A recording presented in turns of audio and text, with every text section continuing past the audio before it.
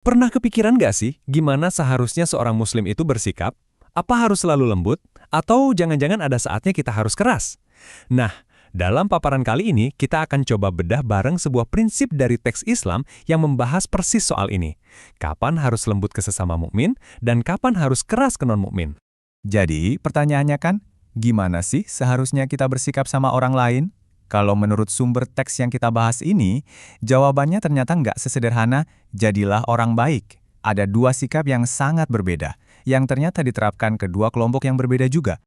Nah, sumber teks kita ini langsung to the point nih. Ada sebuah dualitas, lembut di satu sisi dan keras di sisi lain. Prinsip ini membedakan dengan sangat jelas kepada siapa sikap lembut itu harus ditujukan dan sebaliknya kepada siapa sikap keras itu perlu diterapkan. Yuk kita gali lebih dalam lagi. Oke, kita mulai dari dasarnya dulu ya. Kita bedah perintah inti ini. Untuk memahami fondasinya, sumber teks kita merujuk langsung ke sebuah ayat suci yang jadi landasan utama dari kedua sikap ini. Ini dia ayat kuncinya yang jadi fondasi dari semua ini. Coba deh perhatiin, gimana ayat ini secara gamblang memisahkan dua sikap, lemah lembut terhadap orang yang mukmin dan keras terhadap orang-orang kafir. Jelas banget kan perbedaannya? Nah, ini bagian yang menarik banget. Kata dalam bahasa Arab untuk lemah lembut di sini itu adalah dhillah. Sumbernya menekankan kalau ini tuh artinya belas kasih, rasa sayang, dan kelembutan. Dan ini yang penting, dijelaskan secara tegas kalau ini bukan berarti kehinaan atau merendahkan diri. Jadi beda ya. Kebalikannya ada al-izzah, yang artinya keras. Sumber menguraikannya bukan cuma sekedar keras, tapi juga tegas dan bahkan menunjukkan sikap permusuhan. Analoginya kuat banget, diibaratkan seperti al-ard al-izaz, atau tanah yang keras, yang menggambarkan sebuah ketegasan yang gak bisa ditembus. Oke, sekarang kita coba fokus ke sisi yang pertama dulu ya, amanat untuk bersikap lembut. Gimana sih wujud kasih sayang ini dalam prakteknya di kehidupan nyata? Nah, sumber teks kita ngasih beberapa contoh cerita yang bisa menggambarkannya. Sumber ini ngasih kita beberapa contoh yang nyata banget. Ada cerita soal kesalahan dalam sholat yang ditanggapi dengan super lembut, perlakuan kasar yang malah dibales dengan senyuman, dan ungkapan belas kasih yang sangat mendalam. Yuk kita lihat salah satu ceritanya. Coba deh bayangin situasinya. Lagi sholat khusyuk-khusyuknya, ada orang yang mungkin belum tahu aturannya, tiba-tiba ngomong. Spontan, jemaah lain langsung melotot ke dia, kasih isyarat buat diem. Suasananya pasti jadi tegang banget kan?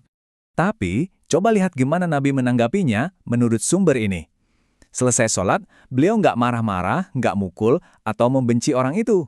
Justru beliau dengan lembut menjelaskan, sholat ini untuk memuji Tuhan, nggak pantas ada ucapan manusia di dalamnya. Ini kan contoh pengajaran yang penuh kasih sayang, bukan hukuman. Prinsip dasar ini dikuatin lagi sama sebuah metafora yang wow, dalam banget. Hadis yang dikutip dalam sumber ini menyamakan komunitas orang beriman itu seperti satu tubuh. Kalau satu bagian ada yang sakit, seluruh tubuh ikut rasain. Ini gambaran yang indah banget soal empati dan persatuan. Nah, sekarang kita pindah ke sisi sebaliknya dari dualitas ini. Sumber teks juga menguraikan perintah untuk bersikap keras atau tegas. Tapi, ini penting banget nih. Seperti yang akan kita lihat, sikap keras ini sangat terikat sama konteks tertentu. Sama kayak perintah buat lembut, perintah buat bersikap keras juga ada dasarnya langsung dari Al-Quran. Ayat ini seperti yang dikutip oleh sumber secara spesifik ditujukan untuk konteks perjuangan melawan mereka yang dianggap sebagai musuh. Jadi, poin kuncinya di sini adalah sikap keras ini tuh nggak bisa asal diterapin di semua situasi. Sumbernya ngejelasin kalau ini berlaku dalam situasi-situasi yang sangat spesifik. Contohnya pas lagi perang, waktu negosiasi diplomatik dengan pihak musuh, atau ketika sebuah perjanjian dikhianati. Biar kebayang, sumbernya nyeritain satu kejadian nih pas lagi negosiasi. Waktu itu, ada utusan dari pihak musuh yang berulang kali menyentuh jenggot Nabi, sebuah tindakan yang dianggap sangat tidak sopan. Seorang sahabat yang lagi berjaga langsung menepis tangan utusan itu pakai gagang pedangnya sambil bilang, "Jauhkan tanganmu." Sampai sini kelihatannya aturannya jelas banget kan? Lembut ke sesama mukmin, keras ke musuh. Tapi, sumber teks kemudian ngenalin sebuah kerumitan yang penting banget. Prinsip kelembutan ini ternyata nggak mutlak. Nah, pertanyaan ini langsung menantang pemahaman kita sejauh ini. Apa benar aturan lembut terhadap sesama mukmin itu berlaku mutlak? Atau jangan-jangan ada situasi di mana sikap lembut itu justru harus dikesampingkan? Dan ternyata jawabannya adalah ada pengecualiannya. Menurut sumber, ada dua pengecualian utama. Yang pertama, waktu lagi menerapkan hukum syariat. Dan yang kedua, waktu mencegah bahaya yang bisa mengancam seluruh komunitas.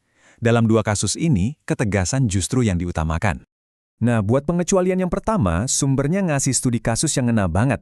Jadi ada seorang wanita dari suku Quraisy yang sangat terhormat, ketahuan mencuri.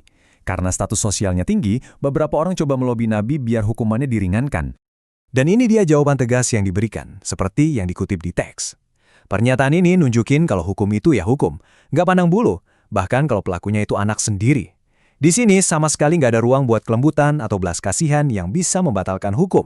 Nah, buat contoh yang kedua, tentang mencegah bahaya, sumbernya nyeritain kejadian waktu Perang Tabuk, pasukan lagi butuh banget air, Nabi udah memerintahkan supaya nggak ada yang menyentuh mata air yang langka sampai beliau datang.